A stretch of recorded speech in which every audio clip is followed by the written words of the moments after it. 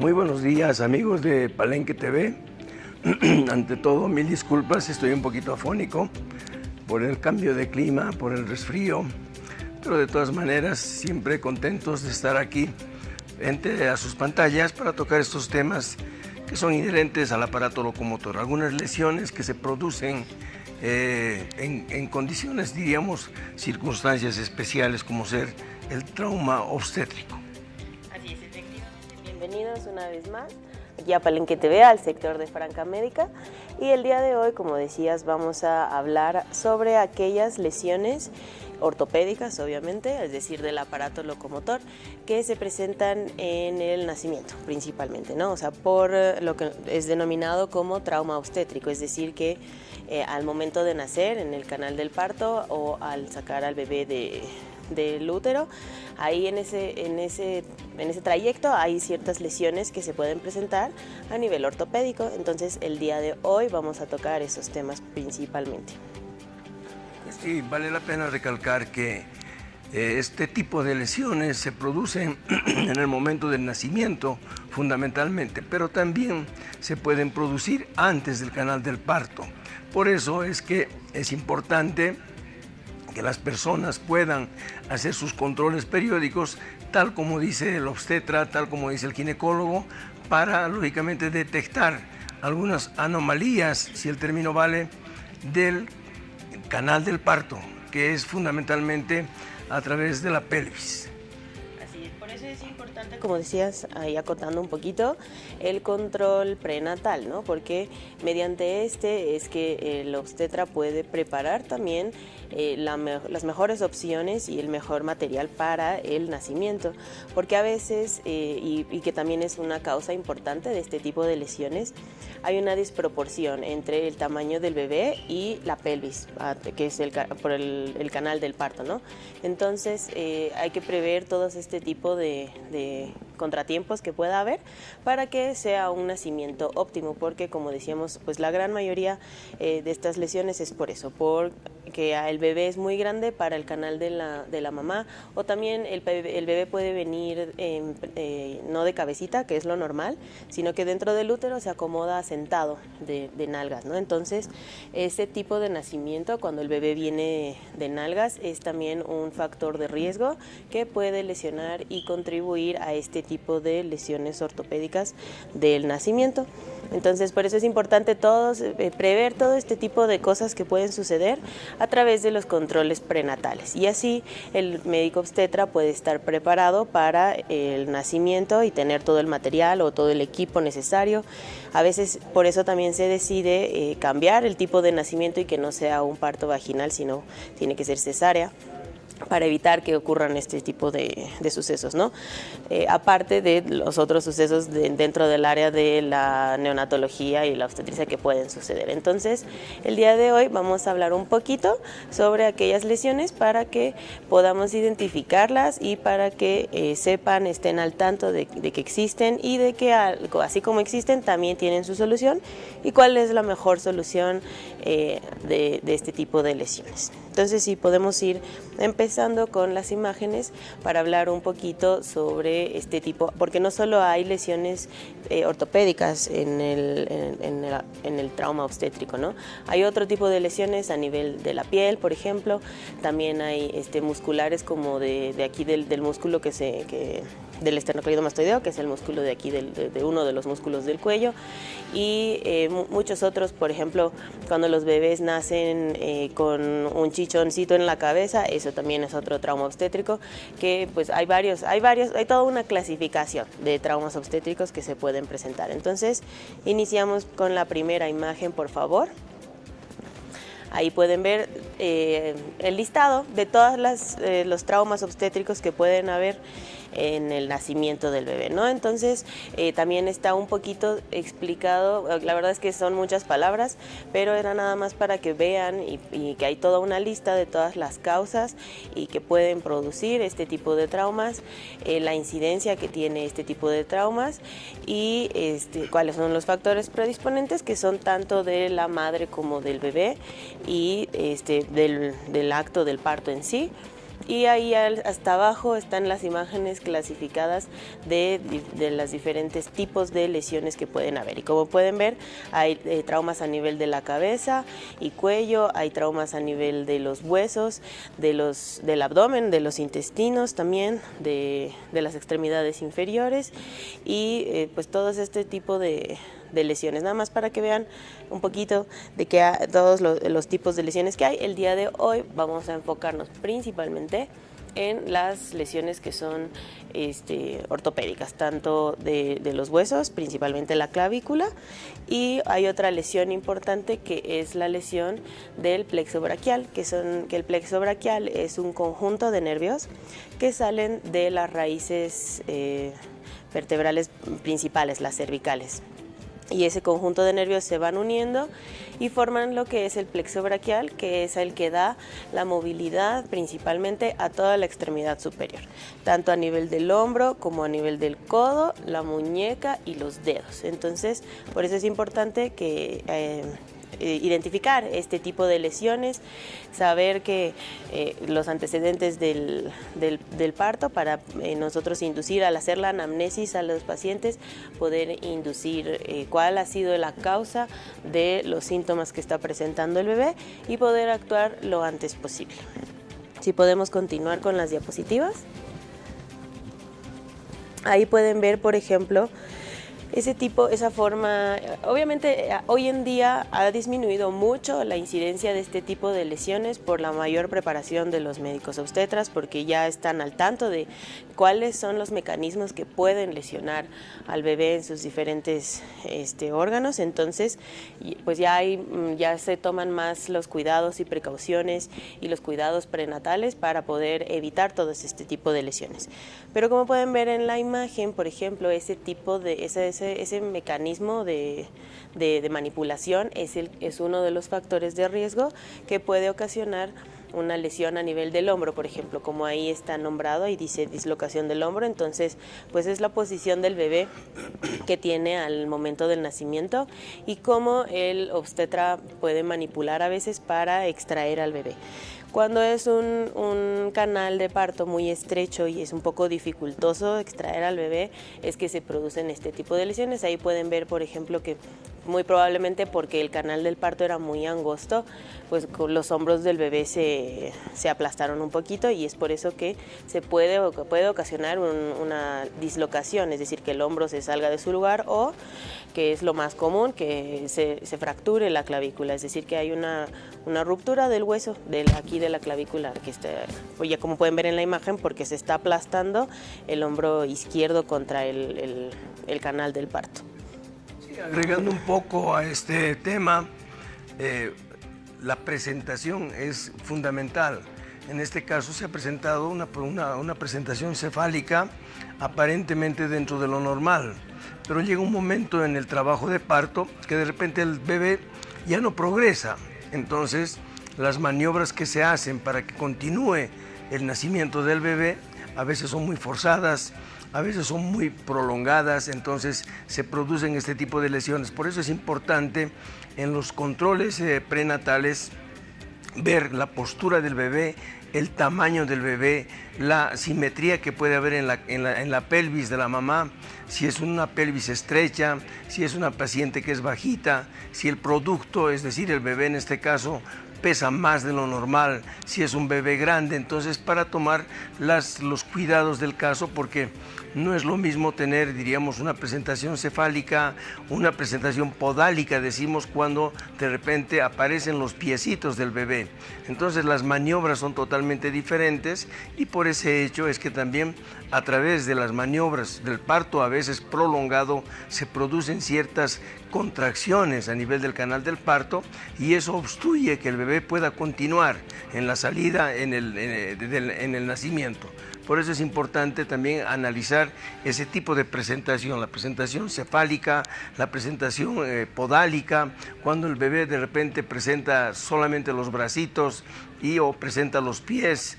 Ver que no haya también, María Fernanda, algunas anormalidades en el bebé, como ser el famoso circular de cordón, que a veces también obstruye el bebé, de repente se ve como comprimido, como ahorcado, si el término vale, por el cordón el cordón umbilical. Así es, como decías, también hay algo muy frecuente también en cuanto al líquido amniótico. Cuando hay menos líquido amniótico es un poco más dificultoso el parto porque pues, el líquido amniótico, como es medio viscoso y es líquido, facilita el nacimiento, pero aquellos casos en los que ha habido pérdida de este líquido amniótico antes del nacimiento es otro factor de riesgo que nos puede dificultar el nacimiento, el parto en sí, ¿no? Entonces sí, efectivamente tomar en cuenta, por eso es que el control prenatal es muy importante para poder prever todo este tipo de cosas, ¿no? O sea, como decías, el peso del bebé, si la mamá, las características anatómicas de la mamá en sí, todos esos detalles se pueden ver, se tienen que ver a lo largo del embarazo para tener un nacimiento más efectivo y menos sin problemas, ¿no? Es que es lo que al final buscamos. Sí, podemos pasar a la siguiente diapositiva. Ahí ven lo que mencionábamos, la fractura de clavícula, ¿no? La clavícula es un hueso con una forma de S aplanado, delgado, que se encuentra ahí a nivel del hombro.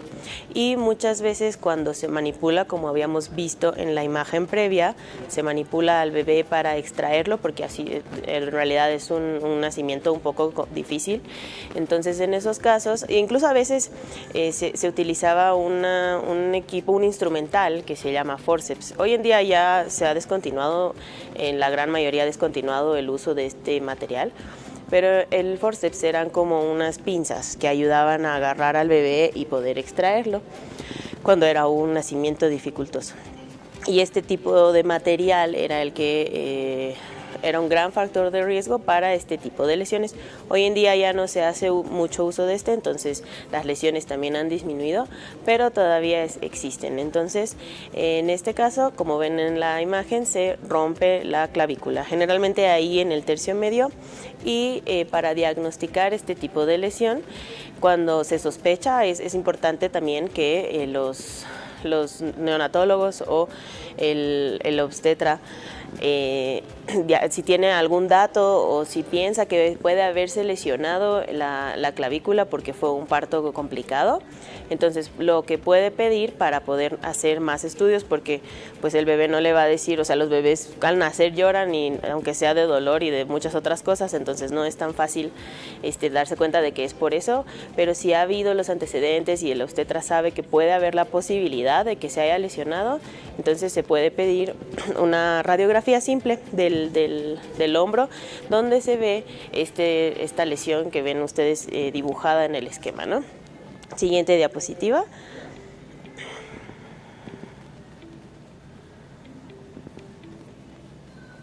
Y ahí está la radiografía del dibujo que veíamos hace un momento, donde está ahí apuntando la flecha amarilla, se puede ver que hay la fractura de la clavícula, ¿no? Y afortunadamente, aunque este hueso se ve desplazado y está fuera de su lugar y así, en los niños, en los bebés, no ameritamos un tratamiento muy invasivo y muy agresivo como una cirugía. Por ejemplo, en los adultos, cuando hay fractura de clavícula, sí, efectivamente se necesita una cirugía y fijar esa fractura con placas y tornillos. Sin embargo, en los bebés y en los niños, su cuerpo todavía es muy noble y nos permite hacer un tratamiento mucho menos invasivo, y en estos casos lo único que ameritamos hacer es inmovilizar un par de semanas la extremidad para que ya no se sigan moviendo los fragmentos, y solitos poco a poco se van uniendo entre sí. Eso es algo muy bueno de los niños y es muy sorprendente, pero la verdad es que les va muy bien y curan muy bien. Sin embargo, es muy importante saber el diagnóstico, identificarlo para evitar que lo siga moviendo o seguirlo lastimando y que esos fragmentitos con ese movimiento no se unan. Entonces, por eso es importante hacer el diagnóstico. ¿Listo? Y así, como pueden ver en la imagen, es que se hace el diagnóstico simple de una fractura de clavícula con una radiografía. Bien, no olvidarnos de que en esta etapa tan temprana de la vida, los huesitos son sumamente cartilaginosos, están en plena etapa de crecimiento, y por ese factor de crecimiento es que también las fracturas en los niños de alguna manera cicatrizan rápidamente y a la vez con el tiempo remodelan los huesos, remodela, diríamos, la parte anatómica del hueso. Por eso es que a veces en los niños generalmente la mayoría de las fracturas son tratadas en forma conservadora. Muy raro es el niño que tenga que ser sometido a una cirugía por ese hecho, por el hecho de que los factores de crecimiento, los factores de cicatrización en un bebé son sumamente altos, potentes y cicatrizan rápidamente y a la vez remodelan la calidad del hueso, la parte anatómica del hueso. La siguiente, por favor. Esa es una de las opciones de inmovilización que tenemos en este tipo de lesiones de fracturas de clavícula, lo que nosotros conocemos como vendaje en 8, porque como pueden ver es como un 8 que va alrededor de los dos hombros. Si bien solo uno es el comprometido, este tipo de inmovilización manteniendo al paciente totalmente erguido es el que fija ahí en su lugar los fragmentos de la clavícula, y así usando este tipo de vendaje durante un mes o un mes y medio aproximadamente, ya se consolida, ¿no?, la fractura y ya lo podemos retirar. Y la verdad es que este tipo de inmovilización es cómoda, ya que permite pues la movilidad libre de los codos para abajo, y por eso es una de las alternativas que tenemos para inmovilizar en este tipo de lesiones. Si pasamos a la siguiente diapositiva, vamos a ver otro tipo de inmovilización que también podemos nosotros aplicar en este tipo de lesiones. Siguiente imagen.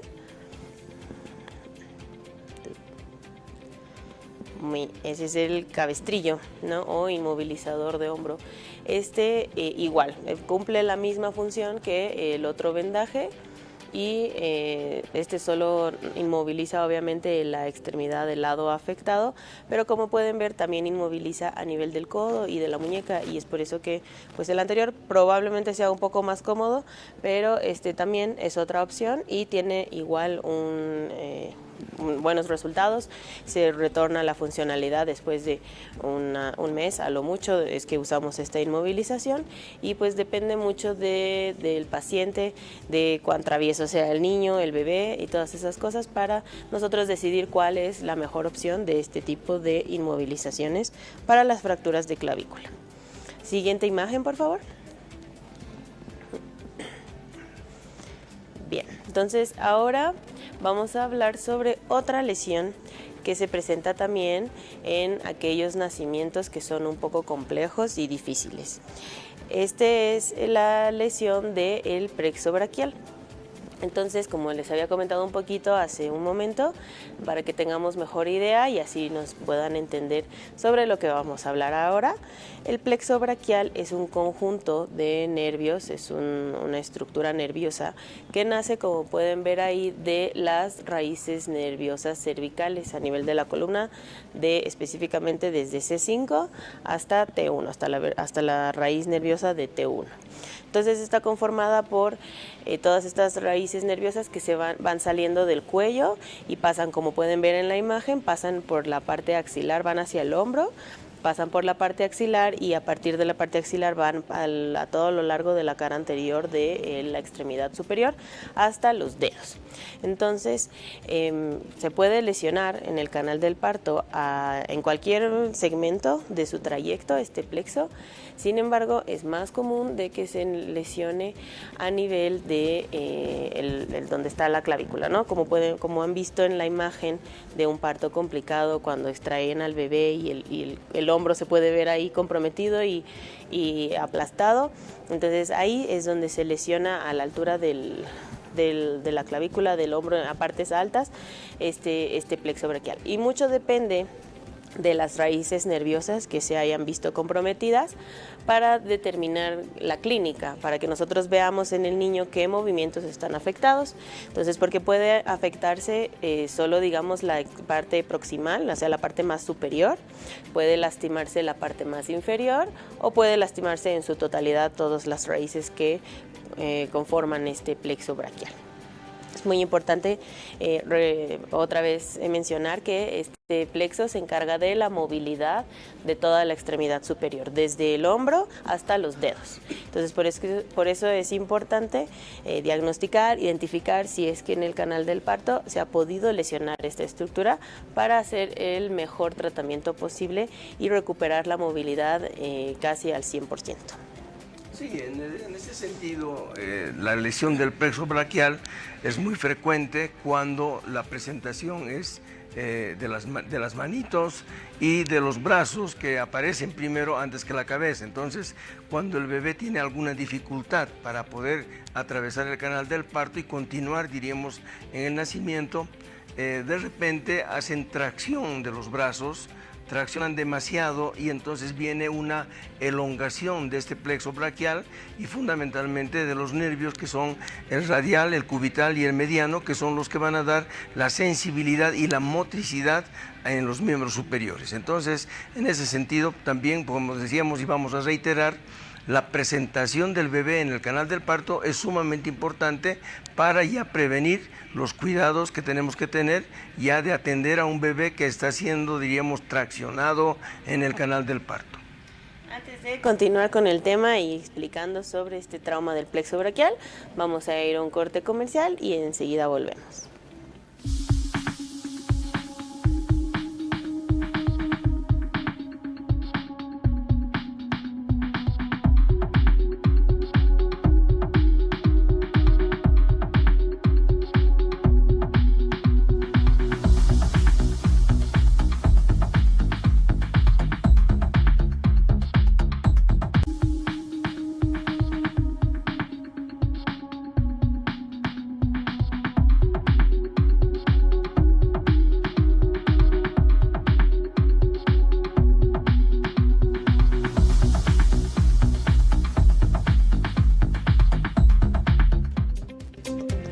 Muy bien, amigos de Palenque TV, nuevamente con ustedes y con la satisfacción de estar sábado a sábado en vivo y en directo desde la ciudad de La Paz para todo el país, en vivo y en directo. Estábamos tocando el tema del trauma obstétrico o las lesiones que se producen cuando el bebé atraviesa el canal del parto. Estas lesiones generalmente son a veces diríamos, de emergencia. ¿Por qué? Porque cuando el parto es demasiado prolongado, corre peligro la vida del bebé y, por qué no decir, la vida de la madre también.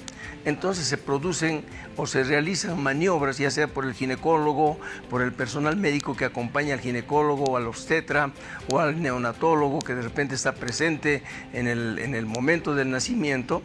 Hay una desesperación. Esa desesperación hace que se realicen todas estas maniobras un poco más exageradas, tratando de que el bebé pueda atravesar el canal del parto y salir a la brevedad posible para, lógicamente, darle la respiración, la necesidad de que este niño reciba oxigenación, porque también hay que pensar en aquello que el bebé, como decíamos, corre peligro y la mamá también. Entonces, en ese sentido, a veces las medidas son de emergencia, a veces un trabajo de dificultoso en el canal del parto desencadena en una cesárea de emergencia. ¿Por qué? Porque está en peligro la vida del bebé y la vida de la madre. Entonces, esas medidas como quien dice, de desesperación, no son otra cosa que la manipulación en el canal del parto de diferentes maneras, traccionando al bebé a nivel de la cabeza, traccionando al bebé cuando de repente tiene una presentación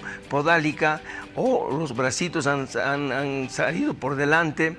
En ese sentido es que se producen este tipo de lesiones para que, lógicamente, el bebé pueda salir, diríamos, a la brevedad posible. En ese sentido es que todas estas maniobras que se realizan a veces no son con la técnica adecuada, porque hay un momento crítico. El momento crítico es cuando el bebé de repente no está respirando, la mamá está desesperada, se producen contracciones violentas en el canal del parto, hay a veces una desproporción cefalopélvica, a veces hay el canal, diríamos el cordón umbilical que está rodeando al bebé en el cuello o a veces en la cintura. Entonces todas estas anormalidades que se producen en el canal del parto pueden suscitar, pueden desencadenar este tipo de lesiones que, como decíamos, a veces son, no diremos irreversibles, pero sí tienen sus complicaciones. Sí, y dentro de las complicaciones ortopédicas que estábamos revisando el día de hoy, tenemos la fractura de clavícula, que ya la habíamos explicado, y ahora vamos a continuar explicando otra de las lesiones más frecuentes, que es la lesión del plexo braquial. Si pasamos a la siguiente diapositiva, podemos recapitular un poquito cómo se forma este plexo braquial. Entonces, como pueden ver ahí en las imágenes, es un conjunto de nervios que nacen a nivel de las vértebras cervicales. Ahí, como pueden ver, desde C4, C5, C6, C7 y T1. Entonces, de ahí, de esos niveles a nivel de la columna cervical, nacen los nervios que luego se van uniendo y van formando troncos y que se van uniendo y dividiendo a lo largo de toda la extremidad. Y, por ejemplo, ya a nivel de la mano, del antebrazo, estos nervios se dividen en los que habíamos comentado antes del corte, que son los nervios radial, el mediano y el cubital, que son los principales que le dan la motricidad a la mano, a la muñeca y principalmente a los dedos de la mano, ¿no? Y entonces ahí pueden ver que en el bebé se producen lesiones a nivel de estas raíces, y dependiendo de cuáles raíces se ven afectadas es que nosotros vamos a tener una clínica específica, es decir, unos síntomas, una manifestación, una actitud de la extremidad del bebé, y en base a esa actitud nosotros podemos inferir qué raíces nerviosas se han visto lesionadas, y para poder nosotros luego, en base a este dato, hacer el mejor tratamiento posible. No está recomendado y no es ideal hacer, por ejemplo, en estos casos, una electromiografía. Una electromiografía es un estudio que nos permite ver las lesiones nerviosas, pero particularmente en este caso no es de mucha utilidad, y además es importante saber que la electromiografía es un examen que para poder nosotros ver cómo funcionan esos nervios hay que estimular esos nervios. Entonces este examen, la electromiografía, consiste en eso, en estimular los nervios y ver cuáles funcionan adecuadamente.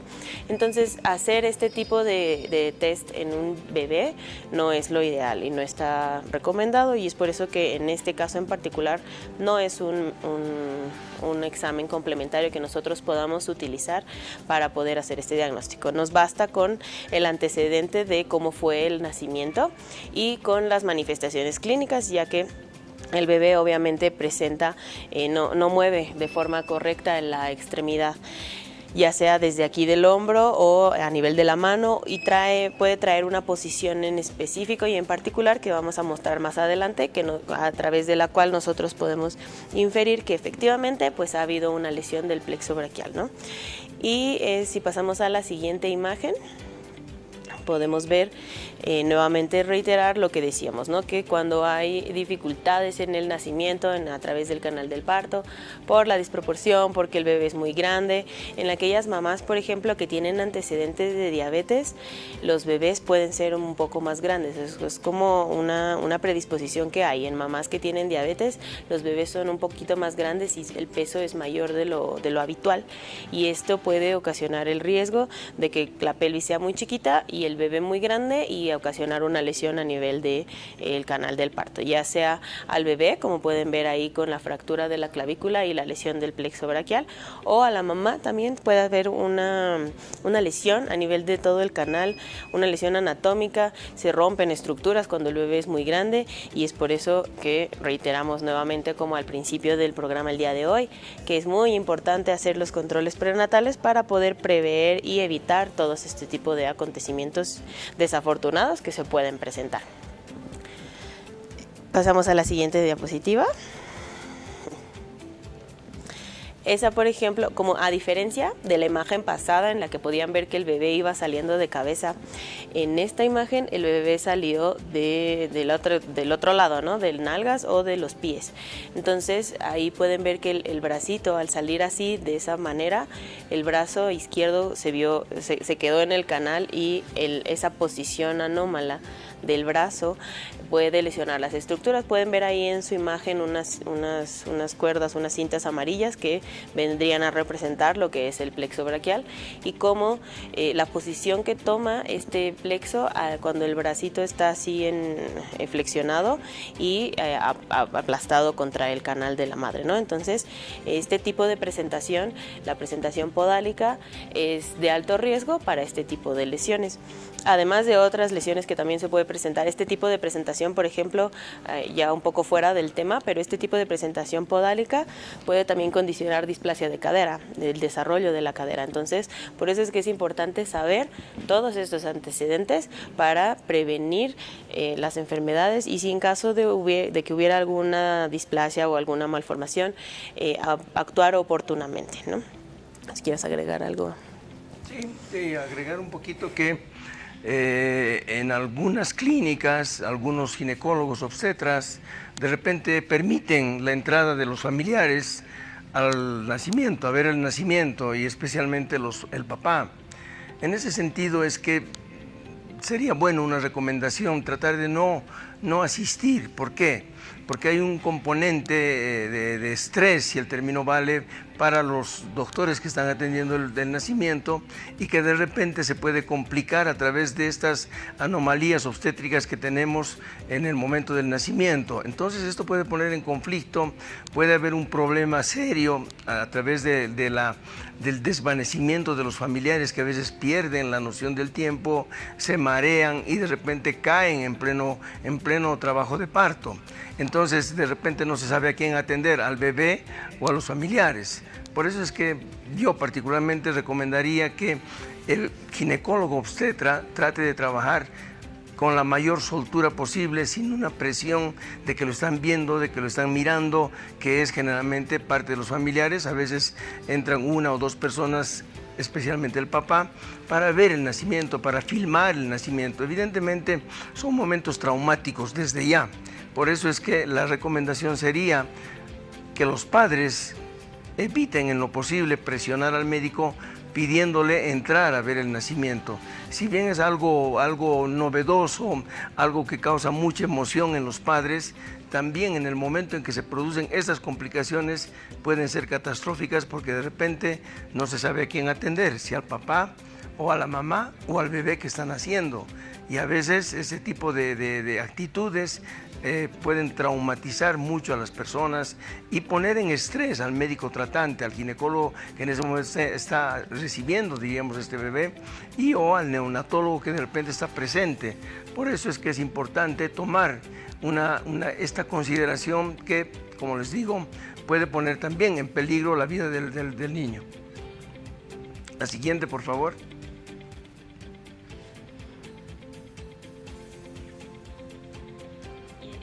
Esas dos imágenes, por ejemplo, era lo que decía hace un momento, que como pueden ver en la imagen, en la primera de la derecha con la letra A, el bracito derecho está totalmente para abajo y la palma de la mano mirando hacia atrás. Entonces esa posición, esa actitud es muy particular de que sí ha habido efectivamente una lesión del plexo braquial de las raíces más superiores, ¿no? De C5, C6. Como pueden ver, a diferencia de la otra extremidad, de la del lado izquierdo, la está levantando el bebé sin limitaciones y sin dificultad esa extremidad. Sin embargo, la extremidad del lado derecho está totalmente caída y con la palma de la mano mirando hacia arriba. Y en la imagen que está rotulada con la letra B, pueden ver que la manito está como así, como pidiendo, como solicitando algo, pues pidiendo que le den algún objeto. Entonces esa actitud también es indicativa y sugestiva de que efectivamente ha habido una lesión del plexo braquial, pero en este caso de las raíces nerviosas más distales, más inferiores, ¿no? Como de C7, T1. Entonces estas actitudes nos hacen a nosotros pensar que sí hubo una lesión del plexo braquial, y por eso es que no es necesario en estos casos de lesión nerviosa hacer una electromiografía para diagnosticar la lesión.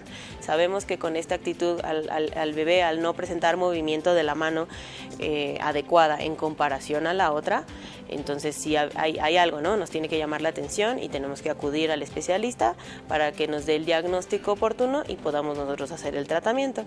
Ahora hay ocasiones en las que no solo se lastima un lado, se lastiman los dos, pero efectivamente cuando la mamá o el papá estimulan al bebé como que para que le dé los brazos, etcétera, y el bebé no los levanta, entonces en esos casos tenemos nosotros que pensar que ha habido, que no es normal y que había algo que está lesionado en las extremidades, ¿no? Y por eso acudir al especialista para que haga el diagnóstico más específico, preciso, y empecemos el tratamiento oportuno.